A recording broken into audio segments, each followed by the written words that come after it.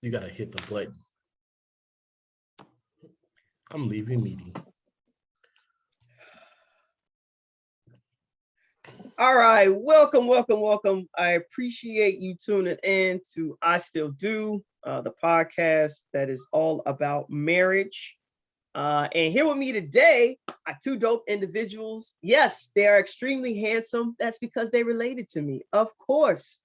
So, gentlemen, how are you doing? Why don't you go ahead and introduce yourselves for the people? How's it going, everybody? My name is Donald Owens. Like Jory said, I'm our big little cousin, and I currently am an administrator in the city of Chicago for Chicago Public Schools. I'm a dean of student success at the Chicago High School for Agricultural Science, which is actually the last working farm in the city. What I typically do is basically I work with students who are not meeting the expectations that we have set forth for successful students, and I mentor them and help coach them to being better. In that process, I work with teachers to teach them how to better deal with students, and I coach parents on how to motivate their students to be more productive at home. I have a wife, 3 lovely children that you can probably hear in the background right now, a dog. I'm sorry, I have 4 children. I have 4 children, three little ones and 1 college student. And then I have a nice house that I'm trying to renovate with no money, and 2 cars and a dream to finance. So hopefully when we talk about all these things, we're going to talk about all of the ways these interesting things kind of impact or improve the marriage scene. Dope. All right, and who else we got here? Big brother Pete. Oh, Yeah, that was extravagant. My name is Terrence Wilson. I'm a life insurance agent, a member of Phi Beta Sigma Fraternity Incorporated, also a military vet. My purpose and goal in life is to help others and put them in situations that they will no longer have to worry about where their money is coming from. And always be able to pay their bills and still enjoy their life and fulfill their dreams. Also, currently just got married. So I've been married for 6 days. I have a football team of kids. And what can I say? I love the kids. a little bit too much. It's all good though. We can. That's another episode, folks. So, gentlemen, how was your day? Did you do anything fascinating or fun today? The day was blessed. All It was a right, good day. succinct. Yeah, we got the okay to let some of our students back into the building. So some good planning on trying to find some nice activities for them to do while they're not stuck outside in the cold or stuck at home with their parents. I hear that. So we heard that Terrence has been married for 6 days. Donald, how long you been married, man? I've been married for almost 10 years. It will be 10 years at the end of March. Congratulations in advance. Wow, that 10-year mark. You doing anything big? Y'all going on a trip, a little vacation? We're going to do a staycation at home because of COVID. Not that much. You know what? That sounds safe. More than likely, smart. I guess what we'd try to do was send all the kids to different family members, so that way we can have a few days to ourselves. Just make sure you send them with a home testing COVID kit, and you be good. You be good to go. So the purpose of today's conversation, gentlemen, is to help me gain a male perspective of marriage, right? And hopefully, right, those who are listening are going to gain some insights on what makes a healthy and happy marriage. So, gentlemen, welcome.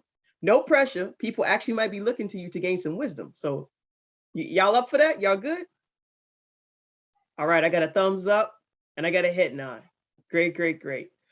So my first question, honestly, is as a woman in a marriage. So I've also been married for 10 years. I'll be 11 years later this November. I am blessed to have the man that I have. I'm blessed to have the husband that I have.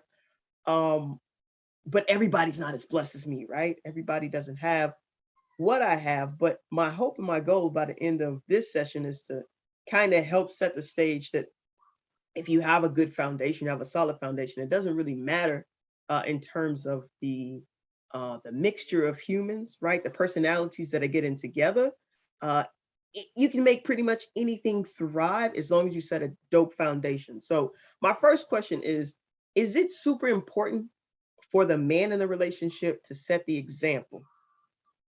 Or does it matter? Could it be a 50-50 thing where sometimes the man leads, sometimes the woman leads? Like what's your thought on that? The man setting the example in the relationship. Well, I'm gonna go and say there's no such thing as a 50-50 in a marriage or a relationship. Because the thing is, like you got in background, iron sharpen iron. So the main purpose, the main thing in that marriage, in that scenario that you're talking about is where I'm weak at, she's strong. Where she's strong at, where she's weak at, I'm strong. So if she's not able to do certain things, it's my job to step up and finish off and make it 100%, and vice versa. So a lot of times when we say 50-50 in a relationship, you automatically cutting out half of the effort. As I got to grow and everything else in life and experiences and all these other things and start reading to develop myself, I realized that my language is what's important. So instead of me saying we're going half on anything, is we're going to go 100% in, and what you can do, I'll do the rest. If that answers your question. So what I hear you saying is that there's no 50-50, it's 100-100. I like that. Okay. All right. What do you think, Donald? Yeah, you hit the nail right on the head. The idea is teamwork, right? It's the whole thing where you're thinking of something has to be done, something has to be accomplished. We're going to come together to find the best way to get it done, right? If we want a happy home, we have to work together to figure out where that happiness comes from, right? If we want decent children, we got to come together as a team to figure out what we got to do to make that happen, right? If we want a huge budget to work with, we got to figure out how we're going to get that budget. And it's all about communication, right? And if coming into the relationship, you both have your own ideas of what the other person is supposed to do, but you don't communicate that or have that conversation, it's a whole bunch of misconceptions going all the way around, right? For our example, when we first got married, my wife thought that she was the only one that had to cook and the only one that had to clean. I've been a single man my entire life. Almost before knowing her, I knew how to clean. I knew how to cook. I cooked better than my wife when we got married. Some things I made better than her, some things she made better than me. And I was like, I'm finna make dinner tonight. Sit yourself down. And that formed into an argument when we first got married. She was like, I'm not trying to make me non-domestic. And I was like, what? I've never said I wanted you to be domestic. What are you talking about? Right? And it's just all of these miscommunications of different things that we have to really just sit down and say, what's going on? What do you think? How are you feeling about this and all of this and that? And so it's just the idea that, people are going to have the thought and that mindset of what their spouse is supposed to do or what they're supposed to do in their relationship. But if you never have the actual conversation and communicate things, then you will never get that 100-100. You will never get that cohesive team that you need to be successful in all the things that you want to do. So are you telling me that you got married and your wife was upset that you was cooking and cleaning? Yep, exactly. Listen, I ain't never. That's not. Well, I couldn't front either, right? Because when she would try to take out the garbage, I'd be like, "You better sit down. What you doing? That's my job. Take out the garbage." Oh, y'all. So y'all both was in the arcade room. Yeah, we were both tripping. Dig that. All right. So I heard you both mention communication. Well, Terrence, you mentioned that the way you speak, right? So can you elaborate a little bit on that? What do you mean by the way you speak? They say your tongue is the most dangerous weapon that you have, so you speak things into existence. You have to speak to each other as if you want somebody to speak to you. Be kind with your words, gentle, because even when you argue and you get in the heat of a moment, what you say is something that you can never take back. And if you constantly saying it, then next thing you know, that person will continue. It might start believing that that's what they are. You know, so if you telling, if the woman is telling the man he's trash, he's no good, then eventually, if he is a weak individual or has a weak mind, because he doesn't have to be a weak individual, his mind is not strong enough to battle those words. He becomes what she says, and vice versa. So when I say be careful, like my language is what determines my relationship. Is how I breathe life into it is the same way I can put death into my relationship as well. So you just have to be careful what you say. Wow. So you bring that back, because that was kind of poignant. You said you can speak life or death into your relationship by the words you say. I got to write that down. Can I steal that? It's okay. Well, it's okay. I'm gonna steal it anyway. It's fine. I don't need your permission. It's very fine. So all right. So we're talking about communication. We're talking about possibly hurt feelings. We're talking about mindset now. On a scale from 1 to 10, how important is honesty to you both? Right. This is both receiving it and giving it. And now here's what I mean. Sometimes there's those little white lies, right? Like if your woman says, hey, you know I'm going with this. Do I look fat, chubby, hairy, bad, frumpy, lumpy in this outfit, or at this stage of my life, or 9 months pregnant, right? Like, how important is honesty to you in your relationship? Like, are you gonna keep it a buck, like all the she's time, always beautiful. regardless? She's always, even when she's ugly, she's still. You know, the thing is, you can be ugly to some people, but no matter what, you're always gonna be beautiful to one. And if that person is not you, then you can't expect to be beautiful to anybody else.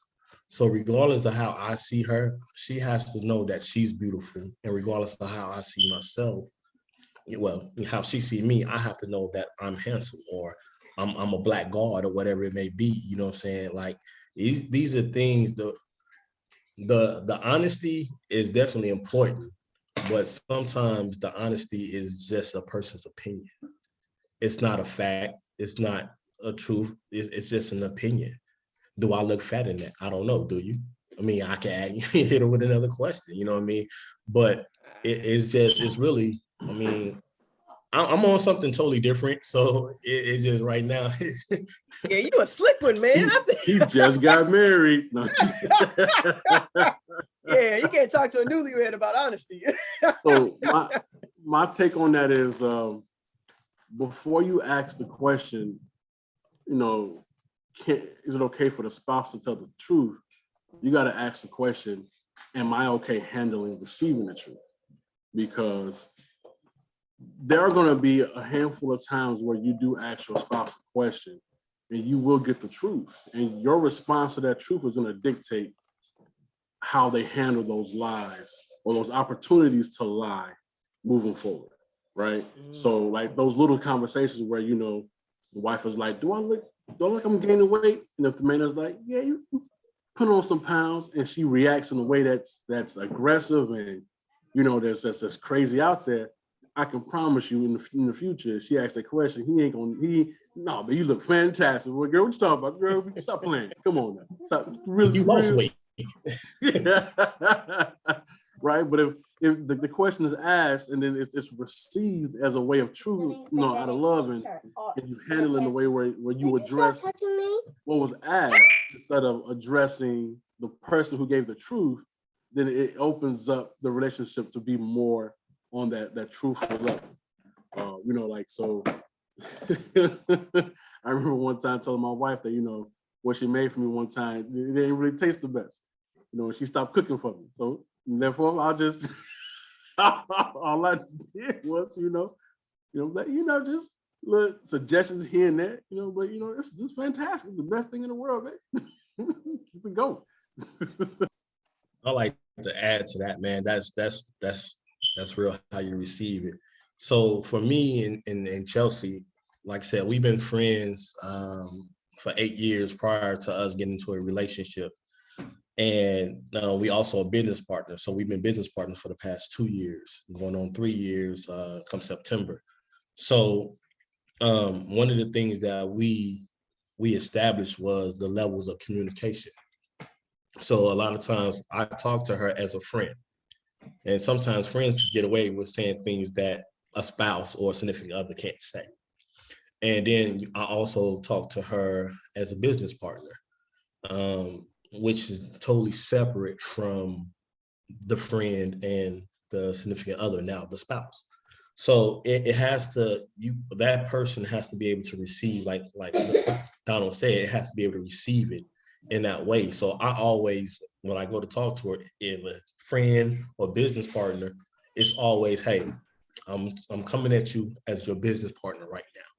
So then I can be as blunt as possible if I have to be in dealing with that situation. So it would never, now everybody will have their feelings about what you say regardless, because we're human, but it's a separation to where it shouldn't interfere with the relationship, because we wear multiple hats. No matter what, if Donald started a business, his wife is automatically his partner. So whether she's getting her hands into the business or not, she's automatically his partner. So sometimes she might say something to him dealing with business, but because she's not involved in that sense, he has to be able to understand that it's coming from a business side, not a personal relationship. So you give a disclaimer before you speak to your wife so that she knows how to receive it, or got kind of like what point of view that you're coming from. Yeah. Put you in that mind frame already. You know, hey, based on business, now you know we finna have a business conversation. You know, hey, you know, back in the day when we was just friends hanging out, now you know we finna talk about what built up to the relationship, because that friendship was the foundation. So now you're going back to the foundation of the relationship, is that friendship. A lot of times when people get involved in relationships and marriages, they don't have a friendship. You know, it's straight to it. I do, I don't, let's go. You know what I mean? And that's, it's sad, but it happens. That's why a lot of marriages fail also. And because society also says it's okay to be divorced.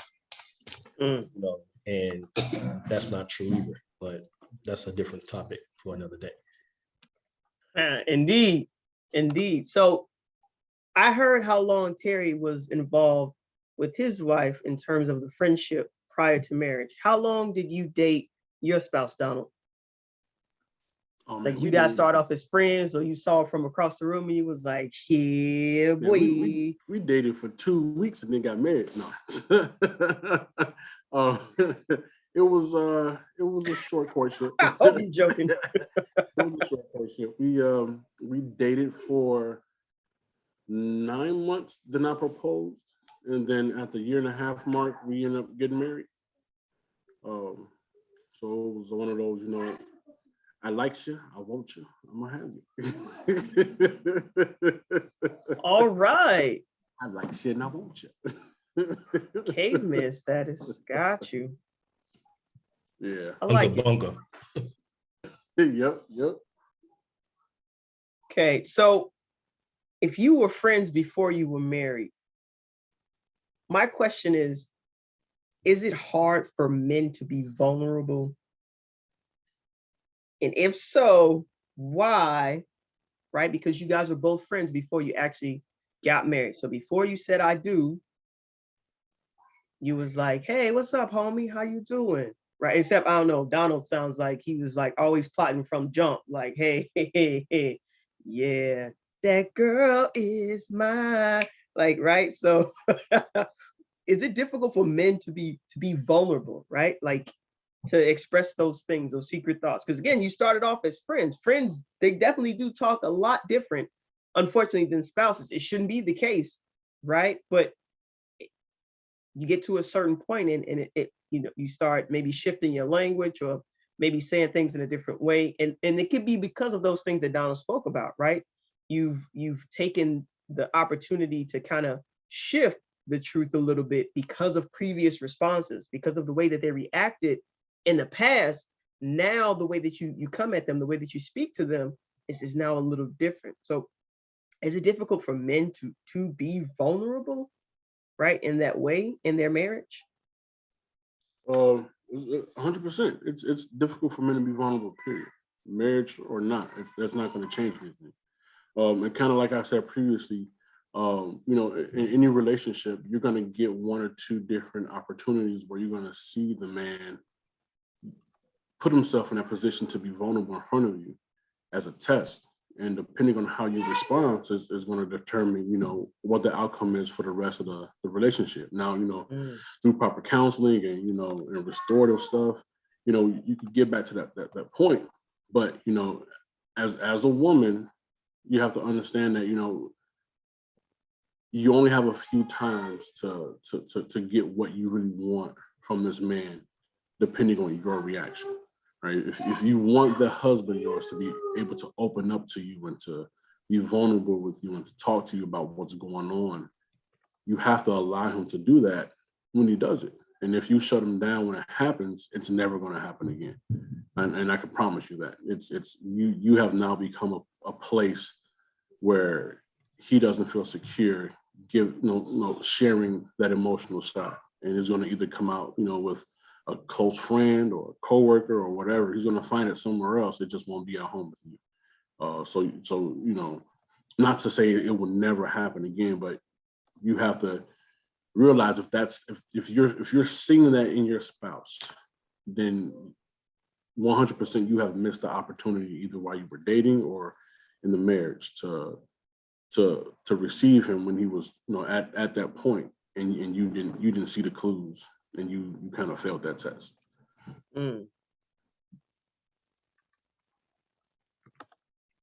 Anything to add, Terry? Yeah, I'm gonna concur 100% with that. But I'm also gonna add, like, how they say if you, and this is dealing with a woman, but it's on the same end. How, like, if you make a woman feel so comfortable or secure in everything, she'll open up like a flower. In that sense, a man is the same way. Like, okay, it's. I'm also gonna say it's a generational curse as well as a society curse that men are not allowed and not supposed to show emotion or anything, because the emotion comes from the women. The women is the emotional creatures and not the men. But throughout my years, I've learned to deal with my emotion, and because I'm learning to deal with them and have learned certain tricks and trades to deal with my emotions, is making me a better person overall. Because a lot of times when we do get shut down, like Donald said, from trying to be vulnerable and display those, it makes us harder. And if you come from certain backgrounds of lifestyle and living, you might come in already hard. And then when you want to open up and they shut it down or criticize you or make fun of you for being emotional, you're not soft. Men do have an emotional side too. But if it comes off as if we're soft, we're going to harden back up. So Donald was definitely on point with what he said. I really shouldn't even add it to it because that was just amazing, because I feel that way, I felt that way, just not wanting to open up. But once you do feel that way, you will give it a go. And soon that they say something wrong, let a tear come out your eye and they smirk. Oh yeah, you ain't never getting a tear again, ever. Wow. Listen, guys, I appreciate this time. It's a very candid conversation. You guys are being super vulnerable, super genuine, right? And it's just like a lot of wisdom spewing out. So, like, I need one thing. I need a lot of stuff. But right now, let me get, for those listening, let me get one practical and one principle that they can take and use, right? So I need one action item and maybe like one rule or one kind of like principle to live by, or a mantra, affirmation. Like, give me one thing people can do, right? And again, we're talking about trying to still say I do, right? So when things get rough, right, things get a little chaotic, how do you kind of anchor down, reestablish that foundation, right? I don't know if you have the analogy of a house. If I had a house and it had a weak foundation, there's two things I can do. I could jack the house up. I could put some steel beams in it, and now we good to go for hundreds of years, right? Or if it's at a point where, man, this is a hot mess, and I might have to break that whole bad boy down and start from the beginning and lay a proper foundation. Cement, clear it, wreckage, right? So hopefully if anybody's in that second category, this podcast ain't for you. If you got to tear your whole house down, this is not that podcast. I am not a medical professional. I'm an individual who has tons of experiences in restorative practices, tons of experience in education, tons of experience in using the Bible and applying it to my life and seeing some incredible and dope results. But I ain't a marriage counselor. So if you in that latter group, you should subscribe, but then you should leave because this ain't for you. But if you're looking to just like firm up some foundation and just get back to basics, like give me one action item, gentlemen. One action item, one practical and one principle. I got one for you. So you're looking for like a nice mantra, right? Mantra, actionable situation, right? Something I could do, maybe daily, maybe weekly, maybe monthly, like. Mm-hmm. So here we go. One fish, two fish, red fish, blue fish, right? No, stop. One thing that helped me and my wife out when we got into a rocky patch, it was before we had children. We learned about this thing that this one couple did. Every time they had gotten into an argument or couldn't see eye to eye, what they would do is they would strip down butt naked and sit on the couch and talk. And the idea of just communicating to each other in the rawness, right? And you know, before kids, my body was banging. My wife was beautiful just as she is now.